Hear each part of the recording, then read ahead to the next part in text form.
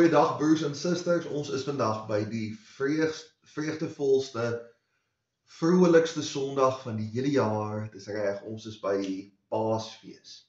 Die Here het opgestaan, die Here het die mag van die dood oorwin en nooi ons uit om hom te volg in die ewige lewe. Kom ons bid saam en kom ons vra die Here om ons 'n inspirerende stuk inspirasie te gee vandag. Kom ons bid saam.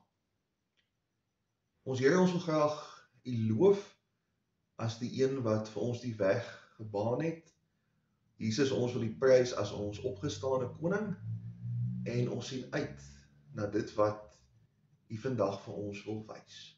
Ons bid dit in Jesus naam alleen. Amen. Ons lees vandag die laaste hoofstuk van Johannes, Johannes 21. Dit sluit aan by Johannes 18 wat ons eergister gelees het.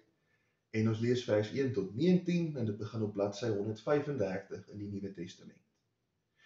Hierna het Jesus by die see van Tiberias weer aan sy disippels verskyn. En dit is hoe hy verskyn het. Saam daar by mekaar was Simon Petrus en Thomas, wat bekend staan as Didimus, Nathanael van Kana in Galilea, die seuns van Zebedeus en nog 2 ander van sy disippels. Simon Petrus sê vir hulle, ek gaan vis vang. En hulle sê vir hom, ons gaan ook saam met jou. Hulle het uitgegaan en in die boot geklim, maar by daardie nag het hulle niks gevang nie. Teen dagbreek het Jesus daar op die strand gestaan, maar die disippels het nie geweet dit is Jesus nie. Jesus vra hulle toe, my kinders, julle het seker niks om te eet nie. Hulle antwoord hom, nee. Hy sê toe vir hulle, gooi die vis net uit aan die regterkant van die boot, en julle sal iets kry. Hulle gooi dit toe uit, en vanweë die groot klomp vis was hulle nie in staat om dit in te trek nie. Daarop sê die disipel, die een vir wie Jesus liefgehad het, vir Petrus, dit is die Here. Toe Simon Petrus hoor dat dit die Here is, het hy sy boekleed omgebind, want sy bolyf was kaal, en in die see gespring. Maar die ander disipels het by die skuit gekom, en die net met die visse gesleep, want hulle was nie ver van die land af nie, net ongeveer 200 el, dis omtrent so 90 meter. En toe hulle aan land kom, sien hulle daar 'n koolvuur gereed, en vis wat daarop lê, en ook brood. Jesus sê vir hulle, bring van die visse wat julle nou net gevang het. Simon Petrus het toe aan boord gegaan en die net vol groot visse op die land getrek, 153. En hoewel daar so baie was, het die net nie geskeur nie. Jesus sê vir hulle, kom eet ontbyt. Niemand van die disippels het egter gewaag om hom te vra, wie is u nie? Want hulle het geweet dit is die Here. Jesus kom toe, neem die brood en gee dit vir hulle en so ook die vis. Dit was reeds die 3de keer dat Jesus aan die disippels verskyn het, nadat hy uit die dood opgewek is. Toe hulle klaar was met ontbyt, vra Jesus vir Simon Petrus, Simon, seun van Johannes, het jy my baie lief, meer as hulle? Hy sê vir hom, ja Here, u weet dat ek u lief het. Hy sê vir hom, laat my lammers wei. Hy vra hom weer 'n tweede keer, Simon, seun van Johannes, het jy my baie lief? Hy sê vir hom, ja Here, u weet dat ek u lief het. Hy sê vir hom, pas my skape op. Hy vra hom die 3de keer, Simon, seun van Johannes, het jy my lief? Petrus het bedroef geword, omdat hy om die 3de keer gevra het jy my lief? En hy antwoord hom, Here, u weet alles. U weet dat ek u lief het. Jesus sê vir hom, laat my skape wei. Amen, amen. Ek sê vir jou, toe jy jonger was, het jy self jou gordel vasgemaak en gegaan waar jy wou, maar wanneer jy oud word, sal jy jou hande uitsteek en iemand anders sal jou gordel vasmaak en jou bring waar jy nie wil wees nie. Hy het dit gesê om aan te dui deur watter soort dood Petrus God sou verheerlik. En nadat hy dit gesê het, sê hy vir Petrus, volg my. Ons lees net tot sover. Mag die Here elkeen seën wat die woord hoor en ook daaraan gehoor gee. Ek het nie lank gelede nie 'n advertensie op sosiale media gesien wat lui soos volg. My vriend het R1000 spandeer op kaartjies vir die Wêreldbeker eindstryd. Ongelukkig is dit op dieselfde dag as sy troue, so hy is nie meer beskikbaar nie. Hy soek iemand om sy plek in te neem. Haar naam is Nicole, sy het 'n goeie sin vir humor, sy is goed belese en sy is lief vir diere. Sy sal die een wees in die wit rok. Kontak my asseblief. Ek dink Lukas is waarskynlik die beste evangelie om te lees, as 'n mens die reis van die apostels wil sien, van eenvoudig na baie gevorderd. Lukas en Handelinge is twee helftes van dieselfde versameling, dieselfde brief, en dis regtig eers in Handelinge dat ons baie van die apostels se geestelike transformasie sien.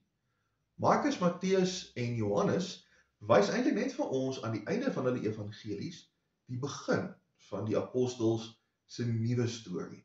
Dankie tog vir Handelinge. Dankie tog dat iemand ons wys, Petrus, hulle bly nie altyd soos wat hulle gebly het nie. Ons kry nie die gedagte in vandag se skriflesing dat daar vreeslik baie geestelike groei was van die Vrydag tot die Sondag nie. Die apostels het nou al vir Jesus 2 keer gesien en hulle is nog steeds 'n bietjie verlore. Nou Petrus, ou hengelaar wat hy is, keer terug na dit wat hy ken. Hy sê hy gaan visvang. Die res sê ons kom saam. Hulle het waarskynlik nie iets beter om te doen nie. Daar's nie 'n reaksie op Jesus se opstanding nie. Maar laat ons nou ook nie onsensitiewe oordeel oor die apostels werk nie. Nommer 1. Dit was voor die uitstorting van die Heilige Gees. Dit was 'n ander tyd gewees. Die apostels het eers geword wie hulle geword het eintlik na die heel eerste Pinkster. Die Heilige Gees het op hulle gerus en hulle bemagtig. Nommer 2. Hoeveel van ons het al 'n geliefde wat ons begrawe het en wat ons die lijk van gesien het, of iemand wat ons laat veras het? Hoeveel van ons het hulle alweer gesien? Ek dink nie baie nie. En dan nommer 3, ons ken die Bybel. Ons ken die res van die storie. Hoe sou ons reageer as ons hierdie storie vir die heel eerste keer in ons lewens gehoor het? Ek weet julle dat almal van ons wat in Jesus glo, al klaar gehoor het van die opstanding voordat ons Johannes 21 op ons eie kon lees. So die apostels is nie in 'n normale situasie nie en ons kan onsself ook nie indink in hulle posisie nie. Ten spyte hiervan kon hulle vir Jesus herken toe hy met hulle begin werk het. Nie toe hulle hom gesien het dadelik nie, maar toe Jesus gedoen het wat Jesus altyd gedoen het. In Lukas 5 kry ons 'n ander weergawe van hierdie storie. Jesus gee ook vir hulle die raad om die visnet aan die ander kant van die boot te laat sak, en dan is dit ook 'n verskriklike vangs. Maar dit was toe Jesus vir Petrus hulle vir die eerste keer geroep het. Hier kry ons dit toe Jesus hom roep die tweede keer. En dis baie interessant om te sien hoe twee verskillende disippels reageer op die verskyning van Jesus. Die ander disipel, die een wat Jesus baie lief voor was, waarskynlik Johannes, was eerste om Jesus te herken. Hy het geweet, dit is hoe Jesus werk, so hierdie persoon moet Jesus wees. Maar Petrus, hy was 'n bietjie stadiger, maar hy was so bly oor Jesus, hy swem gou nader, want dis 'n bietjie vinniger as om te seil. In meeste van die opstandingsverhale herken Jesus se volgelinge om nie na die opstanding nie. Hoekom dit is, weet ons nie heeltemal nie, maar hierso het die disippels Jesus herken, want hulle weet hoe lyk dit as Jesus by hulle is. Hulle het hom gevolg vir 3 jaar en hulle ken sy werk. Hulle weet daar waar Jesus is daar verrassings. Hulle weet dat waar Jesus is daar hoop ten spyte van die wanhoop. En dis presies wat hulle sien, sonder noodwendig die hulp van die Heilige Gees. Hulle is bedroef, hulle is bekommerd, en Jesus verander dit in vreugde. Dis nie altyd voor die hand liggend waarheen die Here ons vandag roep nie. Ons sê dikwels vir die Here, Here, maar stuur my. En dan hoor ons nie dadelik iets nie, weens verskeie redes. Maar hoe meer ons vir Jesus leer ken, hoe meer sien ons die patrone raak. Hoe meer sien ons hoe lyk dit waar Jesus ons roep. Daar waar liefde en lewe seëvier, daar waar troos en vrede gegee word, daar is God dikwels. Die apostels ken die Here, so hulle weet ook waar die Here werk, en dis hoe hulle vir Jesus kan herken. Maar dit bring ons by die karakter van Petrus, en die groot, brandende olifant in die vertrek. Petrus het die aand van Jesus inhegtenisneming, Malchus se oor afgekap. Hy het nie net dit gedoen nie, hy het ontken dat hy enigiets al ooit met Jesus te doen gehad het. Toe Jesus na die tempel toe is vir ondervraging, toe is daar mense wat vir Petrus herken het. Nou, wie kan onthou? En ons het dit eergister gelees. Waarmee was hy besig toe mense hom herken het? Petrus was besig om homself warm te maak by die vuur. Maar hierdie vuur is nie sommer enige soort vuur nie. Ons lees van 'n koolvuur. Nou antrasiet ken ons vandag as 'n spesiale soort steenkool wat baie goeie kole maak en wat baie skoon brand. En die woord antrasiet is afgelei van die Griekse woord vir steenkool. Daai Griekse woord vir steenkoolvuur kom net op 2 plekke voor in die hele Johannes. Johannes 21, wat ons vandag gelees het, en in Johannes 18, wat ons Vrydag gelees het. So as jy 'n Christen was in die vroeë kerk, en jy het Grieks verstaan, en jy het hierdie nou vir die eerste keer gehoor, dan sou daar beslis 'n klokkie gelei het by jou. Johannes 21 herinner ons daaraan, dat hierdie Petrus nie maar net die goeie ou apostel Petrus is nie. As jy Grieks verstaan het, dan het jy dadelik teruggedink aan Johannes 18, want dit is 'n ongewone woord, wat Johannes net 2 keer gebruik. Johannes beklemtoon dat hierdie Petrus, hierdie een wat Jesus hierdie spesiale verantwoordelikhede voorgee, dat dit ook die Petrus is wat Jesus daai naweek nog ontken het. Dis die Petrus wat vir Jesus sê, Jesus, maar ek sal u nooit verlaat nie. Dis die Petrus wat sy boelyf toemaak en dan strand toe swem, omdat hy opgewonde is oor Jesus. Maar dis ook die Petrus wat in 'n kritieke oomblik voete van klei gehad het. En Jesus sê niks daarvan. Jesus sê niks van die vorige Vrydagoggend, Donderdagnaand nie. Jesus wys soveel klas en soveel medemenslikheid in hierdie reunie met Petrus. As dit nie vir die evangelis Johannes se ou steekie was nie, sou ons dalk daarvan kon vergeet. Maar Johannes het nie vergeet nie. En hoe het Petrus vir Jesus ontken? 3 keer sê hy vir Jesus, of sê hy vir mense wat dink hy's 'n volgeling van Jesus, dat hy nie een van Jesus se volgelinge is nie. So wat doen Jesus? Jesus laat vir Petrus 3 keer sê, ek het u lief. Ek dink dit is belangrik dat Petrus homself dit moes hoor sê. Hy moes gehoor het dat Jesus niks teen hom hou nie, en dat hy ten spyte van die donderdagnag nog steeds vir Jesus lief gehad het. Petrus was 'n wonderlike mens, en die een klapmerk op sy naam gaan nie dit ongedaan maak nie.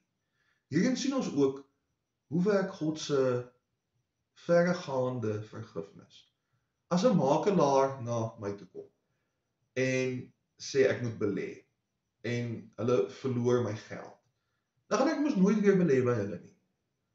Maar Jesus wys sy goddelikheid deur presies weer in Petrus te belê, as dit ware. Die gevolge van die kruisiging is dat God ons sonde heeltemal disintegreer. Ons word soos mense wat nog nooit gesondig het nie. Almal van ons het al iets gedoen wat ons nie kan terugtrek nie. Wat ons nie vir ander mense van vertel nie. Goed waaroor ons skaam is. Maar Jesus het ons dit vergewe. En hierdie genade maak ons eintlik ongemaklik, want dit is so radikaal vreemd. Ander mense vergewe ons nie heeltemal nie. Ander mense vergewe ons dikwels nie sonder om dit teen ons te hou vir die res van ons verhouding nie. En ons vergewe onsself baie keer nie. Maar die Here gee vir ons elke keer 'n nuwe kans. En Jesus herbelê in ons. Hy gee weer vir ons 'n kans.